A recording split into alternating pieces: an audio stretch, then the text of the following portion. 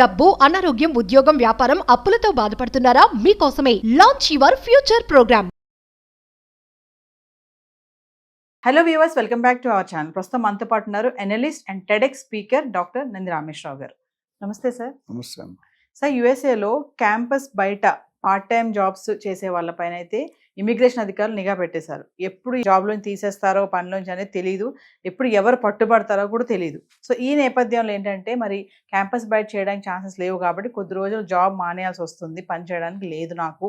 So డబ్బులు మాత్రం మీరు ఇండియా నుంచే నాకు పంపించాలని చెప్పేసి మన హైదరాబాద్ నుంచి ఒక స్టూడెంట్ వాళ్ళ ఫాదర్కి ఈ విషయం తెలియచేశారు. ఇది ఒక ఆర్టికల్లో వచ్చింది.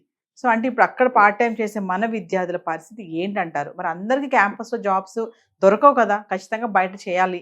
ఇప్పుడు ఎలా ఉంటుంది మరి ఇది? ఇంత నిఘా పెడితే వాళ్ళు ఎలా బ్రతకడము, ఇక్కడి నుంచి అక్కడ డబ్బులు పంపడం అంటే ఎంత ఎక్స్పెన్సెస్ అవుతాయి ఇవన్నీ ఒకసారి?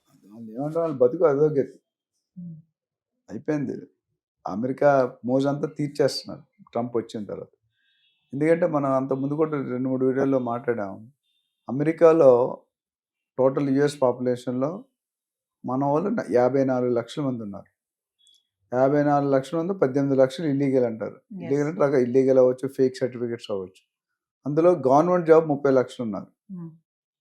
ఓకే, సో 3 లక్షల మంది పార్ట్ టైమర్స్ ఉన్నారు. ఇది rough analysis of Indians in America. So మెయిన్గా ఈ మీరు అది ఇష్యూ చెప్తున్నారు కదా, కుక్కటిపల్లిలో జరిగిందని. అయితే ఇది హైలైట్ కానీ చాలా ఉన్నాయి. ఇది ఒకటి లక్కీగా హైలైట్ అయింది. ఎందుకంటే ఫస్ట్ మనం కొద్దిగా డివేట్ అవుతున్నాం. అమెరికా వెళ్ళాలంటే ఒక ప్రాసెస్ ఉంది, ఒక ప్రొసీజర్ ఉంది. 2 రకాల కన్సల్టెంట్ ఉంటారు మార్కెట్లో. ఒక కన్సల్టెంట్ క్యాండిడేట్ దగ్గర డబ్బులు తీసుకొని పంపిస్తాడు, ఇంకో కన్సల్టెంట్ యూనివర్సిటీ దగ్గర తీసుకొని పంపిస్తాడు. అంటే క్యాండిడేట్ ఛార్జెడ్. ఆ క్యాండిడేట్ ఎవరైతే ఛార్జ్ క్వాలిటీ యూనివర్సిటీ పంపిస్తారు. ఈ క్యాండిడేట్ మందే ఇక్కడ అమెరికా వాడు పడుతుంది అనుకుంటారు, విచ్ ఈస్ నాట్ కరెక్ట్.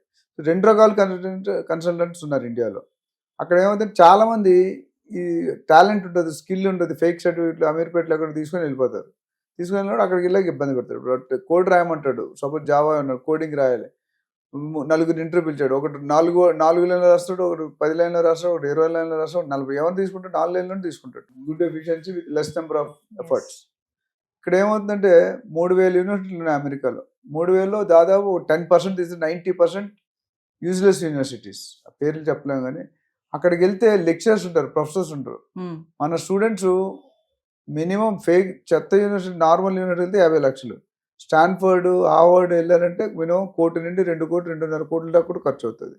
మన పేరెంట్స్ అంత ఎఫర్ట్ చేయలేము. మనకు 1 కోటి రూపాయలు 2 కోట్లు లైఫ్ లాంగ్, కొంతమంది లైఫ్ టైం 1 కోటి రూపాయలు కూడా చూడలేడు. సో అప్పుడు ఏమవుతుందంటే ఈ చూడలేడు కాబట్టి ఈ డబ్బుల కోసం ఈ అబ్బాయి ఏం చేశాడంటే ఈ పార్ట్ టైం అనేది ఆల్రెడీ ట్రంప్ నిఘా పెట్టాడు 3 లక్షల మంది. అందులో ఈయన ఒకడు. పార్ట్ టైం ఇల్లీగల్ తీసేస్తే వాళ్ళకి జాబ్ ఉండదు. తర్వాత 2-3 నెలల తర్వాత వాళ్ళు బయటకు వచ్చేసేవాల్సింది. అక్కడ ఉన్నారంటే అరెస్ట్ చేస్తారు. ఇంకా ఇక్కడ ఏమైంది, తండ్రికి నా ఖర్చులకి 1,50,000 అవుతుంది ఖర్చు, 1 నుండి 2 లక్షలు depending on their style, position బట్టి నాకు పంపించమని రాశారు. అంటే ఎన్ని నెలలు పంపిస్తాడు? ఇప్పుడు ఫాదర్కి 50,000 చేద్దాం అనుకోండి, ఎన్నిసార్లు పంపిస్తాడు, ఎన్ని రోజులు పంపించగలడు? So that students career is gone. Already 18,000 మందిని ఐడెంటిఫై చేశారు పంపించడానికి, which India is also almost accepted. మన Jaishankar garu external minister, external affairs minister. So రానున్న రోజుల్లో ఎన్ని లక్షల మంది వస్తారో తెలియదు. So Trump has become part timers కానీ, H1B కానీ, ఇల్లీగల్ ఎంట్రీ కానీ, ఫేక్ ఎంట్రీస్ కానీ, ఇవన్నీ కూడా ఆయన ఏమంటే స్కిల్డ్ లేబర్ కావాలి మాకు. స్కిల్డ్ లేబర్ కావాలంటే, స్కిల్డ్ అంటే అర్థం ఏంటి? వాడు నాలెడ్జ్ ఉండి, ప్రాపర్ సర్టిఫికేట్ ఉండి, స్పాన్సర్స్ ఉండి వెళ్తే పర్లేదు. చాలామంది ఈ 18 లక్షల మంది ఏదో ఒక విధంగా ఇల్లీగల్ అయిపోయారు. ఇంకోటి ఏంటి, యూనివర్సిటీ మంచి యూనివర్సిటీ దొరకవు అంత ఈజీగా. ర్యాంకింగ్లో టాప్ మంచి స్కోర్ ఉంటేనే ఇప్పుడు GRE, GMAT ఇవన్నీ రాస్తారు కదా, ప్లస్ పర్సనల్ ఇంటర్వ్యూలు చాలా ఉంటాయి, 3-4 రౌండ్స్ ఉంటాయి, గ్రూప్ డిస్కషన్. అందులో పెర్ఫామ్ చేస్తే పర్వాలేదు. పెర్ఫామ్ చేయట్లేదు. సో వాళ్ళు ఎవరైతే పెర్ఫామ్ చేయట్లేదో వాళ్ళకి ఇబ్బంది మీరు సర్వైవ్ అవ్వడం.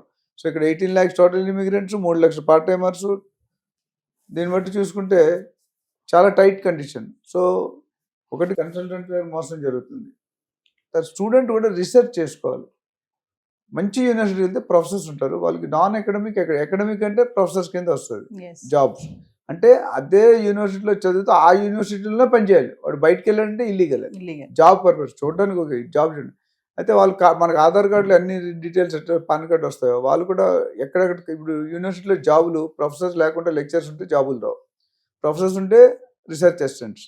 లేదా లైబ్రేరియన్, లేకపోతే స్పోర్ట్స్, వెల్ఫేర్ ఇట్లా పెడతారు. సో రెండు నాన్ అకాడమిక్, అకాడమిక్.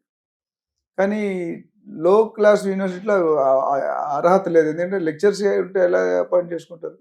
సో వాళ్ళు ఏం చేస్తారు, బతుకు తెరువు కోసం బయటకు వచ్చి ఒక 10 కిలోమీటర్, 20 కిలోమీటర్, 50 కిలోమీటర్ వెళ్ళి పని చేసుకుని మళ్ళీ ఇక్కడ వస్తారు.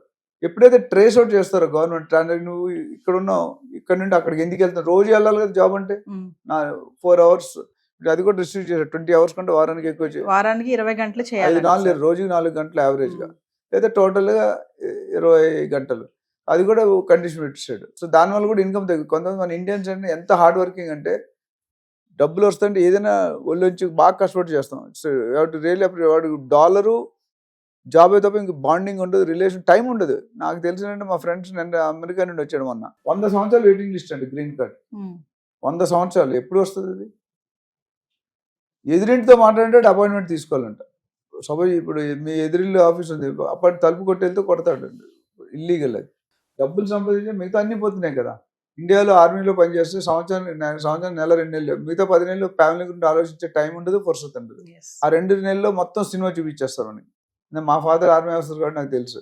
అంటే సార్ ఇక్కడ ఒక విషయం చెప్పండి, ఇప్పుడు డబ్బులు అక్కడ జాబ్ చేయడానికి లేదంటున్నారు, చేయకపోతే వీళ్ళు చదువుకుంటూ అక్కడ మెయింటైన్ చేయాలంటే మామూలుగా నెలకి ఎంత ఖర్చు అవ్వచ్చు అంటారు స్టూడెంట్ కి? నాకు తెలుసు ఆ స్టైల్ చెప్పారు కదా, 1.5 lakhs, సపోజ్ $2,000 మినిమం కావాలి, రఫ్లీ 1.6 lakh, $2,000-$2,500. అండ్ నార్మల్ లైఫ్ కి, లగ్జరీ లైఫ్ అంటే $3,000 అవుతుంది.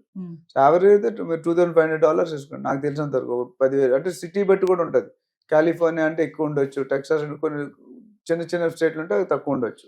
బట్ ఓవరాల్ గా 2 లక్షల నుండి 3 లక్షల దాకా అయ్యే ఛాన్స్ ఉంది. అంటే అక్కడ పార్ట్ టైం చేయకుండా వీళ్ళు చదువుకోవాలి అంటే, ఇక్కడ నుంచి పేరెంట్స్ పంపాలి అంటే మాత్రం అది బర్డెనే. ఇప్పుడు జనరల్ గా మామూలుగా చెప్పా కదా, జనరల్ గా మామూలు యూనివర్సిటీస్ అనుకోండి 50-60 లక్షలు అవుతుంది 2 years కి. అదే స్టాన్ఫర్డ్ పెద్ద అనుకోండి మినిమం 1 కోటి నుండి 2 కోట్లు 2.5 కోట్లు అవుతుంది. అది డిపెండ్స్ అపాన్ ది యూనివర్సిటీ. ఒకటి. రెండోది, ప్రతి నెల పేరెంట్ పంపించాలని మీరు చెప్పిన కేసు పేరెంట్ వాళ్ళు అయిపోతారు, హార్ట్ అటాక్ వస్తే పేరెంట్స్ కి. ఇప్పుడు వెళ్ళాడు సగం, రాలేడు, ఉండలేడు, ఉంటే క్రైమ్, ఉండాలంటే డబ్బులు కావాలి. ఇంకొకటి సార్, ఈ F1 కేటగిరీతో ఉన్న వాళ్ళే ఎక్కువగా ఈ పార్ట్ టైం జాబుల్లో చేస్తున్నారు అనేది సర్వేలో అయితే కొంచెం ఒకటి తేలింది మామూలుగా. దీన్ని ఎలా చూడొచ్చు అంటారు? అంటే F1 అంటే స్టూడెంట్ వీసా అండి. మన లాస్ట్ టైం మాట్లాడడం డిఫరెంట్ వీసాలు మాట్లాడడం, JV వీసాని. స్టూడెంట్ వీసాకి ఏంటంటే 2 సంవత్సరాలు అలౌడ్ అండి. 2 సంవత్సరాల తర్వాత OPT అని ఉంది, ఆప్షనల్ ప్రాక్టికల్ ట్రైనింగ్. అదొక 2 years 3 years ఉంటుంది. ఆ లోపల జాబ్ రాకపోతే మీరు బయటికి రావాల్సిందే, రాకపోతే ఇల్లీగల్. అందుకని ఆ టర్మ్స్ లో కూడా మన లాస్ట్ టైం టైట్ చేశాడు వీసా టర్మ్స్ కానీ, లాటరీ సిస్టమ్ తీసేయడం కానీ. The idea is make America great. మనం మేక్ ఇన్ ఇండియా అన్నా మేక్ అమెరికా గ్రేట్ అంటున్నాడు. అండ్ ఈ డజంట్ వాంట్ మీరు చదువుకొని వెళ్ళిపోండి అంటాడు ట్రంప్. మనం అంటే మేము పిచ్చోళ్ళం చదువుకునేది, మీకు ₹1 కోటి వచ్చి ఖర్చు ఉంటే ఒక 10 కోట్లు సంపాదించి వెళ్తా ఉంటాం. అది there is a slip between the cup and the lip. ఆ డిఫరెన్స్ లో మనం కొట్టుకు చేస్తున్నాం. అంటే ట్రంప్ సీట్ ఇప్పుడు హాట్ గా ఉంది కాబట్టి డెసిషన్స్ మీద డెసిషన్స్ తీసుకుంటున్నారు. అంటే ఈ టైంలో పార్ట్ టైం జాబ్ చేసే వాళ్ళు కనుక దొరికితే ఖచ్చితంగా వాళ్ళని తిరిగి ఇంటికి పంపించేయడమే అంటారా? 100%. ఎందుకంటే వాళ్ళు దాన్ని సపరేట్ సెల్ పెట్టి అదే స్క్రూటినీలో ఉన్నారు. నువ్వు వచ్చావు, నీకుందా, నీ వీసా చూపించు, నీ పర్మిట్ చూపించు, లేదంటే పక్కన పెట్టు. సో దే విల్ టేక్ కొంత టైం ఇస్తారు, 1-2 నెలలు టైం ఇచ్చి వెళ్ళకపోతే they will take severe action. మామూలుగా చూసుకుంటే MS చేయడానికి వెళ్ళినటువంటి స్టూడెంట్స్ ఖచ్చితంగా స్టూడెంట్ ని సజెషన్ ఏమి ఇస్తారంటే, వెళ్ళడం తప్పు లేదండి, వెళ్ళే విధానం తప్పు. నేను ఆలోచన చెప్తా, తెలంగాణ ఇవ్వడం తప్పు కాదు, ఇచ్చే విధానం తప్పు. ఇక్కడ స్టూడెంట్ వెళ్ళాలనుకోవడం తప్పులేదు. చిన్న ఎగ్జాంపుల్ ఇచ్చి క్లోజ్ చేద్దాం. బ్రహ్మానందం గారు ఏదో సినిమా తెలియపోయారు, సినిమాలో బ్రహ్మానందం MS అని ఉంటుంది. పెట్టుకుంటే వాళ్ళ అత్తగారు కూతుర్ని ఇస్తారు, MS అమెరికా. 2-3 సంవత్సరాల తర్వాత ఆవిడ వెళ్తుంది, అమెరికాకి వెళ్తుంది. అప్పుడు ఆయన పనిచేసే హాస్పిటల్కి వెళ్తుంది. ఈయన బెంచ్ కారులో వస్తాడు, బెంచ్ కారులో వచ్చి పార్క్ చేస్తాడు.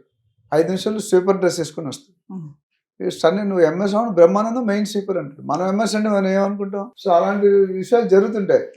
సో ఇప్పుడు ఇప్పటికి చాలా మా ఫ్రెండ్స్ చాలా మంది ఉన్నారు నాతో చదువుకున్నారు, 15-20 మంది మా స్కూల్ ఫ్రెండ్స్ ఉన్నారు 40 years నుండి.